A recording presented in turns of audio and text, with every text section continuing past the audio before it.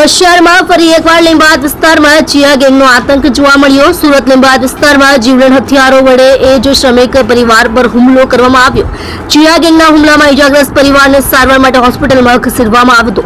સુરત શહેરમાં અને લીંબાદ વિસ્તારમાં આતંક મચાવનાર ચિયા ગેંગ ફરી એકવાર સક્રિય થઈ છે। થોડા સમય પહેલા આ ટોળકીના કેટલાક સભ્યોને લીંબાદ પોલીસ દ્વારા પકડી પાડીને જેલના સળિયા પાછળ ધકેલી દીધા હતા, પરંતુ સુરતના લીંબાદના સરદારનગરમાં આ ટોળકીના સભ્યો તલવાર સહિતના ઘાતક હથિયારો વડે એક પરિવાર પર હુમલો કરી માર મારવામાં આવ્યો હતો, જેમાં ઇજાગ્રસ્ત પરિવારને ગંભીર ઇજાઓ થતા વધુ પ્રાથમિક સારવાર માટે હોસ્પિટલમાં ખસેડવામાં આવ્યા હતા। હવે જોવાનું એ રહે છે કે આ ટોળકી સામે સુરત શહેર પોલીસ કમિશનર અને લીંબાદ પોલીસ શું કાર્યવાહી કરે છે।